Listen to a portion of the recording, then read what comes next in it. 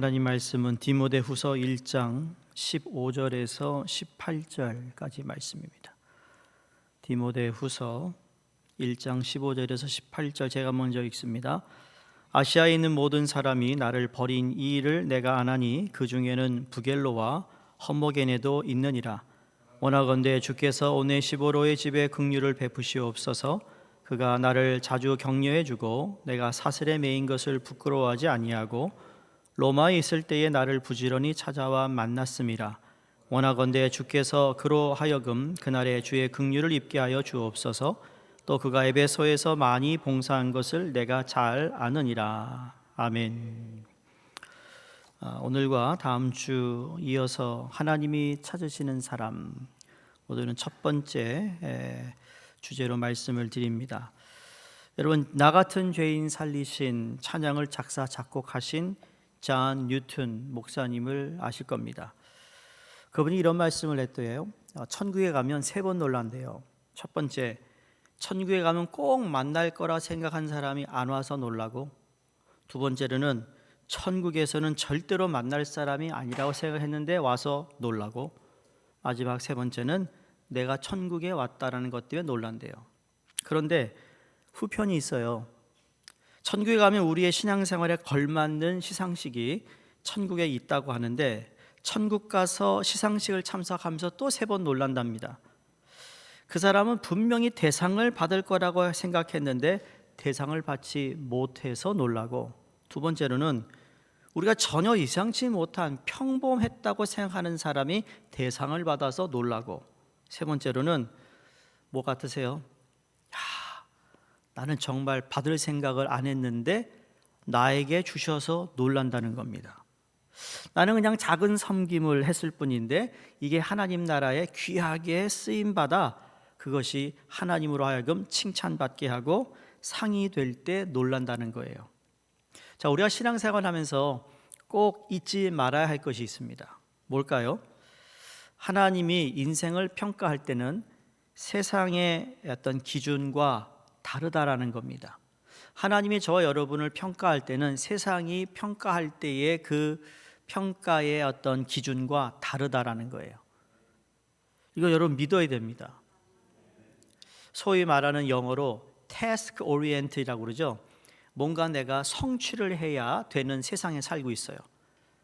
기업도 그렇고 또 직장 생활하는 사람도 그렇고 다 뭔가를 성과를 이루어야 돼요. 성과를 이루지 못하면, 다시 말해 이 금전이 잘 들어오는 걸 하지 못하면 문제가 생긴다는 거예요.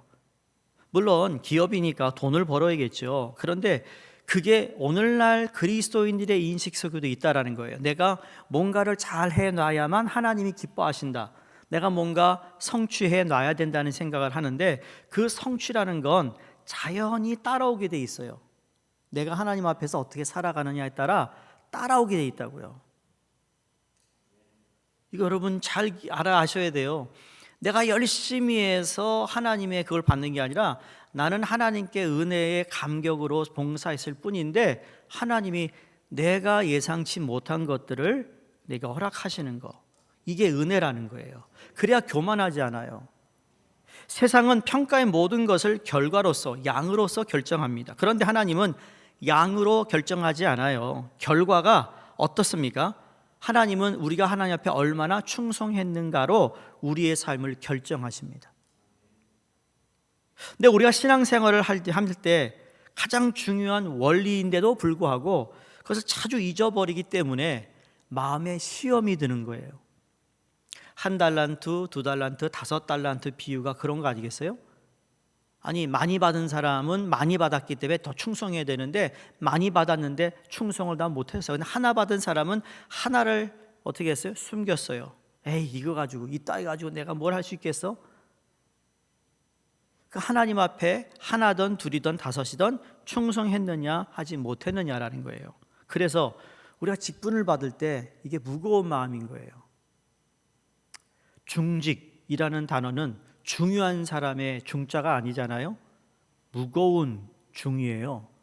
그러니까 직분이 무거운 거예요. 그러니까 박승희 장로님이나 장성현 장로님 얼마나 가벼우실까. 누구는 취임해서 무겁고 누구는 원로 되셔서 가볍고. 농담입니다, 농담. 네. 시무를 하시던 원로가 되시던 아마 하나님 앞에 쓰임 받는 일은 같다고 생각합니다. 한국에서 이런 책이 있었어요. 어느 큰 교회 큰 목사 이야기. 좀 어디가 좀 거슬리죠. 아니, 책 이름이 어느 큰 교회 큰 목사 이야기.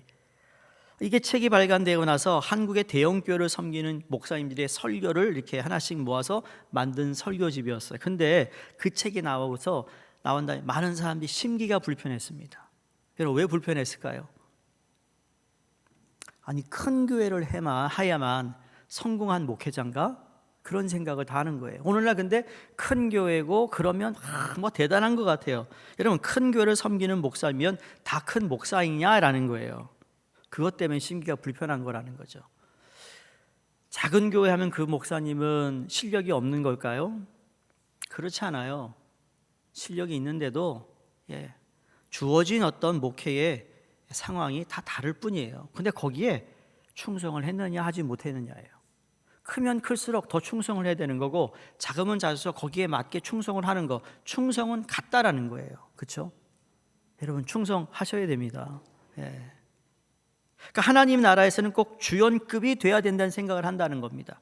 하나님의 눈에 성공적인 인생이 된다는 건 그 잘못된 성공관을 가지고 있기에, 우리가 신앙생활을 할 때 보면 우리도 모르게 그렇지 못한, 여러분, 큰 교회를 하는 목사가 많습니까? 작은 교회는 목사가 많습니까? 작은 교회는 목사가 더 많아요. 신학교의 신학생들에게 신앙을 가르칩니다. 그러면 100명이 졸업하면 100명이 다 큰 목회할까요? 안 그래요.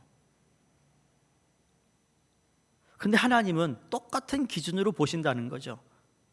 주어진 목회에 얼마나 충성했느냐, 주어진 그 자리에서 얼마나 충성했느냐를 보신다는 거. 그래서 세상에 보는 결과, 평가와 다르다는 겁니다. 그러니까 큰 하나님을 섬기면서 여러분 작은 종이면 어떻습니까? 의미 있는 인생은 꼭 큰 것을 해야만 하는 것은 아니에요. 오늘 아침 여러분 어제 말씀인가요? 오늘 아침이죠. 오늘 아침 기억하세요? 작은 것에 진실이라는 건, 진리는 작은 것에 있다고 그랬어요. 크지 않아요. 화려하지 않아요. 하나님 나라에서는 조연상이 주연상만큼 큰 것이라는 사실을 우리가 기억해야 된다는 겁니다. 그러니까 제 나름대로 확신하는 것이 있습니다. 천국에 갔을 때 이제 하나님의 시상식 앞에 우리가 모두가 설 텐데, 사도 바울 같은 인물은요 정말 큰 상을 받게 될 것이에요.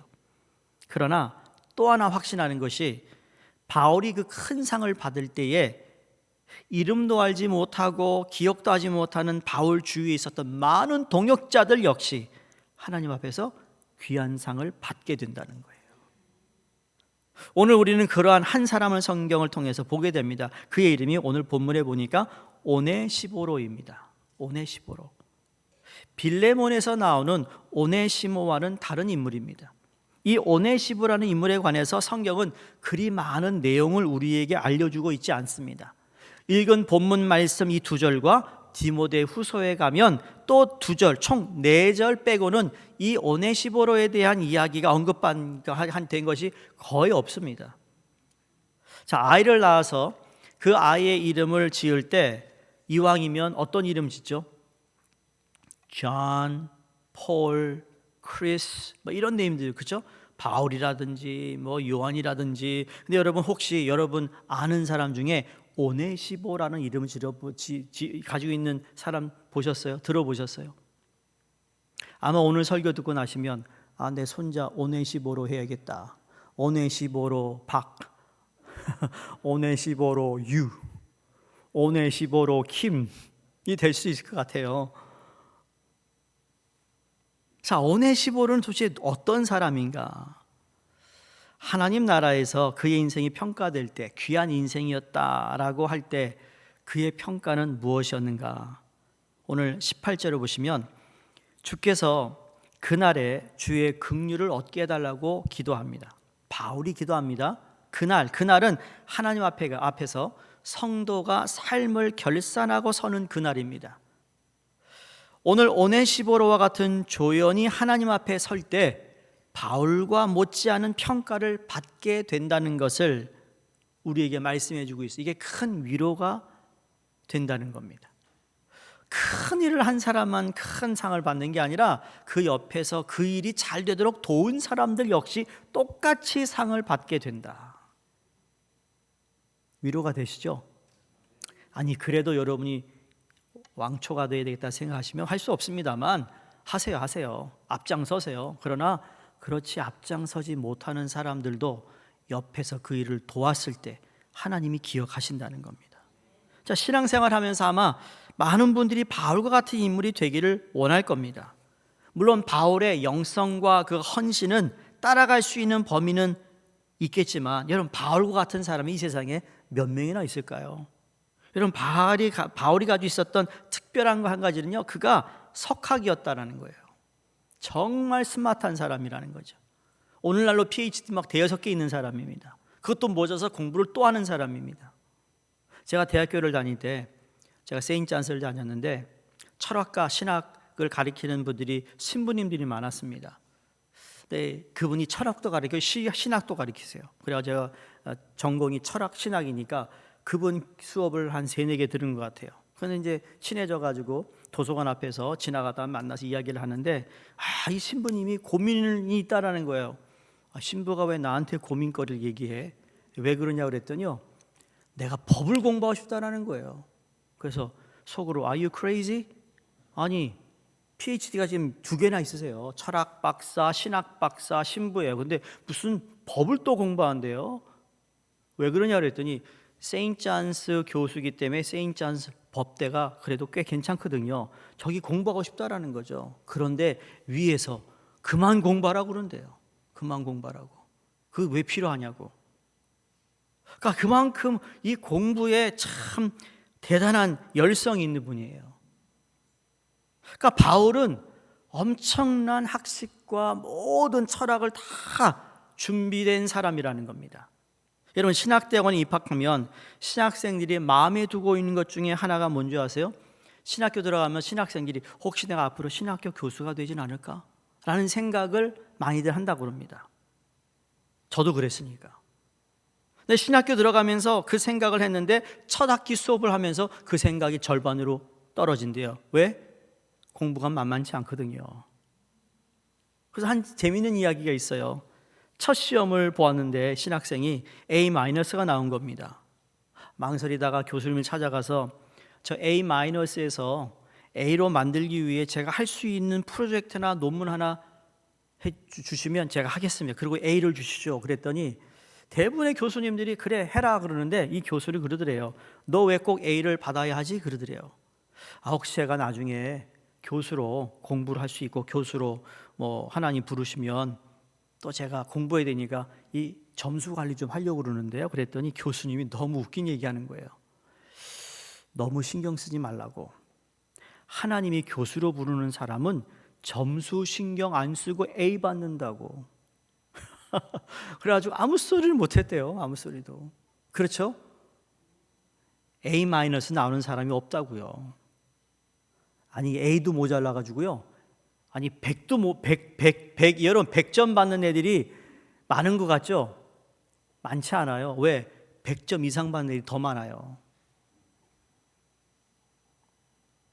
어찌되었든 바울과 같은 석학이 몇이나 있을까? 바울과 같은 이방 선교사로 정말 이곳에 여러분 정말 이 세상에 그렇게 크게 쓰임 받는 사람이 몇 명이나 나올까요? 여러분 2000년 역사 가운데 바울과 같은 사람은 한 사람이었어요. 그런데 감사한 것은 바울과 같은 이 주연급은 되지 못할지라도 오늘 오네시보로와 같은 그러한 사람을 하나님이 찾는다라는 거예요. 바울만 찾는 것이 아니라 오네시보로와 같은 사람을 찾는다. 오늘도 하나님은 오네시보로 같은 사람을 필요로 하십니다. 하나님 나라에 바울도 필요하지만 바울이 바울로서 그 역할을 잘 감당할 수 있도록 곁에서 그를 도왔던 오네시보로와 같은 사람이 하늘나라에 필요합니다. 교회에 필요하다라는 거예요. 어떻게 하면 하나님이 찾으시는 오네시보로, 또 어떻게 하면 하나님이 원하시는 필요로 하는 그러한 삶을 우리는 살 수 있을까? 여러분, 하나님이 찾으시는 오네시보로는 과연 어떤 사람인가? 성경을 보니까요, 재능이 많은 사람을 찾는 게 아니었어요. 누구를 찾을까요? 충성된 사람이었어요. 영어로 gift versus character, 그러니까는 재능과 그 다음에 성품을 두 개 놨을 때 하나님은 어느 사람을 택하여 쓰실까? 여러분, 재능일까요? 성품일까요? 두 개 다 나지 마세요. 성품. 재능은 모자르면요, 하나님 능력 줘서 재능도 있게 하실 수 있거든요. 그래서 재능을 먼저 보는 게 아니에요. 재능이 있으면 좋죠. 근데 그보다 더 중요한 건 성품이에요. 캐릭터예요. 계산적이지 않은 시종일관, 변함없는 신실한 모습으로 충성하는 사람을 하나님은 많은 재능을 가진 자보다 더 필요로 한다는 사실입니다. 인생의 목표가요, 성공인 사람보다는 인생의 목표가 충성인 사람은 더 장기적으로 가는 거예요. 그러한 사람을 하나님이 찾으신다. 바울의 삶을 보시면 바울의 주위에 재능 있는 사람이 많았던 걸로 알 수 있습니다.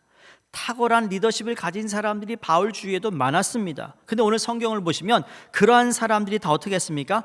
바울을 떠났다라고 15절에 말합니다. 15절 다시 보세요. 원하건대 아시아에 있는 모든 사람이 나를 버린 이 일을 내가 아노니 그랬습니다. 그러니까 바울이 유명할 때, 능력을 발휘하고 사람들이 막 모일 때는 그들이 다 모여들었습니다. 사도행전 19장 10절에서 12절 보시면 바울이 한참 잘 나갈 때 어떤 일이 있었죠? 아시아에서 사는 사람들이 유대인이나 헬라인이나 다 바울이 주의 말씀을 가르치는 것을 위해 또 듣기 위해 주위에 모였다 그랬습니다. 바울의 손이 얼마나 많은 능력을 나타냈는지 아시잖아요. 바울 손에 얹혔던 손수건이나 앞치마를 가지고 병든 사람이 되면 그 병이 떠나고 귀신이 나갈 정도로 바울이 엄청난 스타였다라는 겁니다. 여기 또 앞치마 그러니까 바울이 음식을 잘했나? 이게 옛날 우리 선교사님들이 앞치마라고 이게 번역을 해놓은 건데요, 원래는 그런 음식할 때 앞치마가 아니라 바울이 무슨 일 했죠? 복음 전하면서 텐트 메이커였잖아요. 천막을 만드는 사람이니까 그래서 앞에 항상 그 앞치마가 있었던 거예요. 그래서 바울이 입었던 그거를 얹히면은 사람이 치유가 되는 거예요. 엄청난 거죠. 그래서 사람들이 막 모여드는 겁니다. 그런데 바울이 감옥에 갇혔습니다. 바울의 인생의 마지막이 되었을 때 그를 따라다니던 모든 사람들이, 탁월한 사람들이 다 바울을 떠났다고 바울이 고백합니다. 여러분, 우리가 살아가면서 나이가 들어가면서 말이죠, 사람들이 멀어지면 그건 그 사람 잘못이 아니고요, 나의 성품의 문제라는 걸 아셔야 됩니다.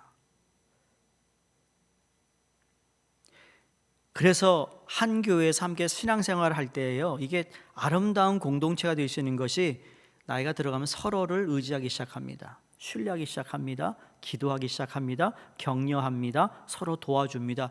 이것이 우리에겐 필요한 거. 이게 성도의 교제와 성도의 하나됨의 너무나도 아름다운 모습입니다. 그래서 여러분, 교회 안의 성도들 정말 친하게 지내셔야 됩니다. 지금도 잘 지내시지만. 자, 그러면 왜 바울을 떠났는가? 인생의 목적이 뭐였습니까? 성공이었기 때문에. 성공한 바울을 보면 바울을 따라다니면 자기도 성공할 수 있는 기회를 찾지 않았을까라는 생각을 하는 거죠. 바울이 자기의 인생을 성공적인 인생이 되는데 별 도움이 되지 않는다고 판단이 섰을 때 사람들이 그를 떠난 것이라는 거죠. 그런데 왜 오네시보로는 남았는가입니다. 참 희한해요. 떠나는 사람이 있으면 그래도 그 자리를 지키고 남아있는 사람이 있다라는 거예요. 오네시보로의 삶을 보면 무슨 중요한 일을 했다는 기록이 하나도 없습니다.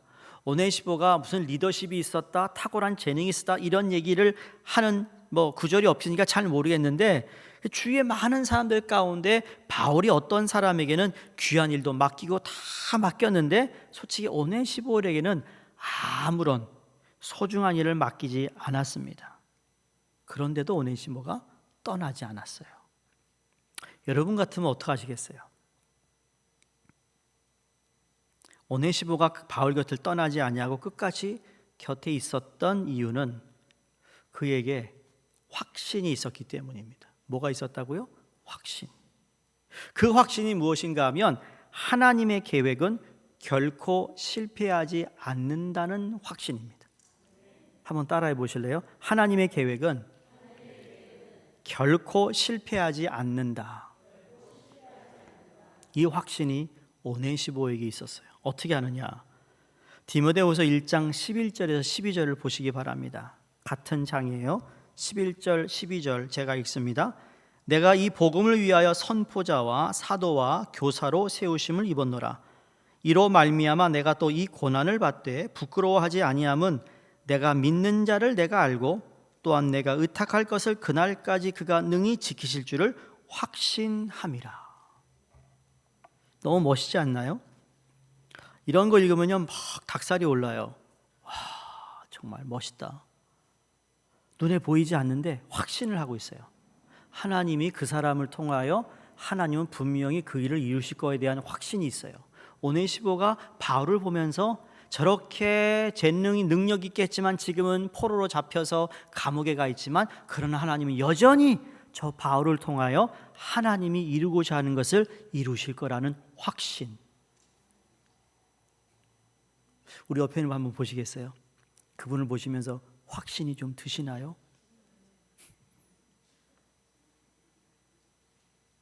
확신을 가지시라고요. 아, 이분을 통해서 하나님이 일을 이루시겠구나. 우리의 감정이 섞이면요 그런 마음이 들지 않죠. 근데 내 것을 내려놓고 한 사람 한 사람이 다 귀하거든요. 귀하지 않은 사람이 한 명도 없어요.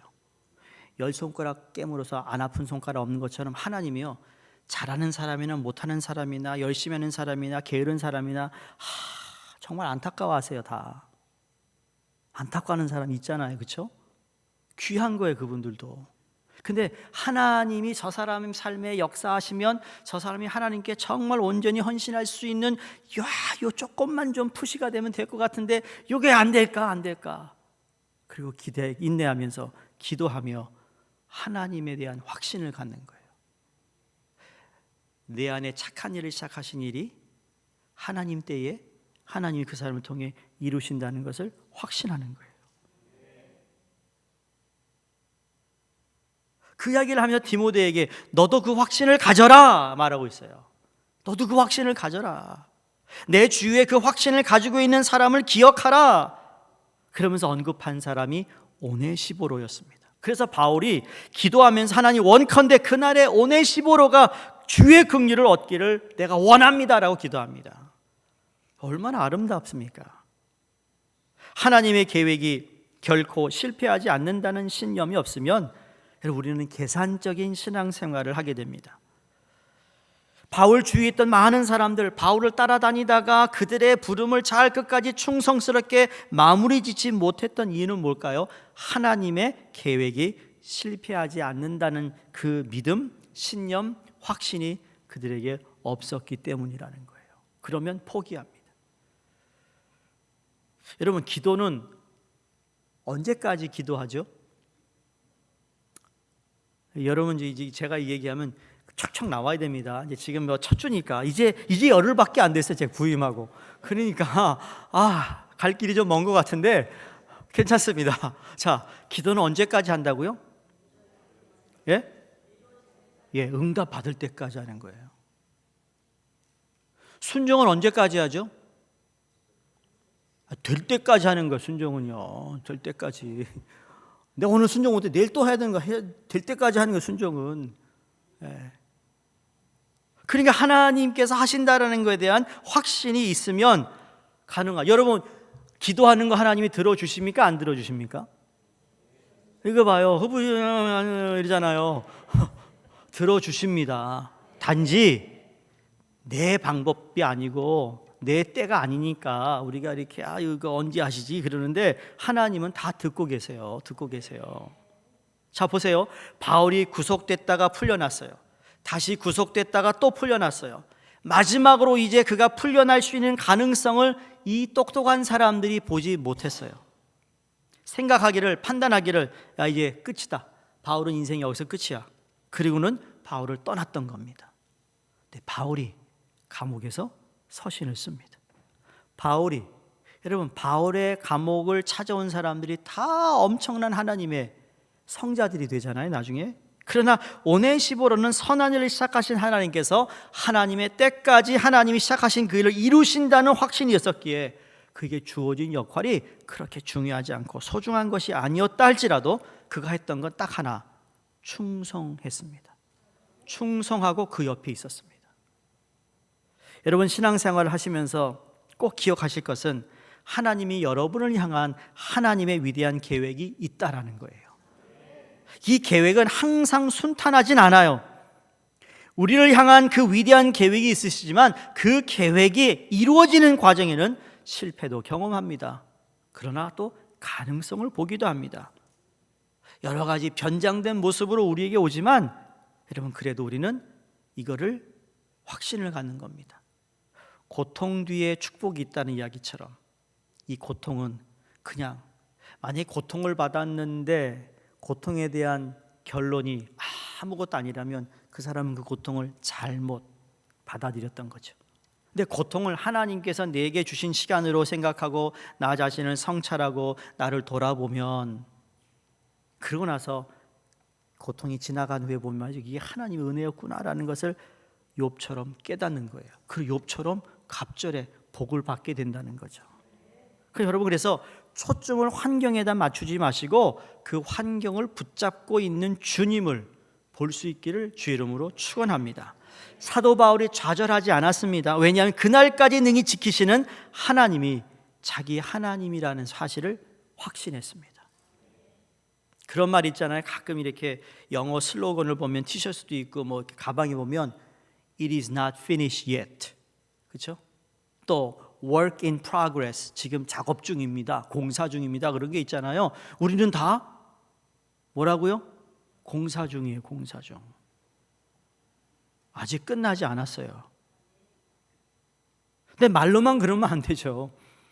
매일매일 하나님 나를 만져주시고 나를 되돌아보게 하시고 하나님 성령께서 나를 깨우쳐 주시고 이런 가운데 하나님께서 우리의 성품을 바꾸시고 하나님 앞에 충성된 종으로 우리를 사용하신다는 겁니다.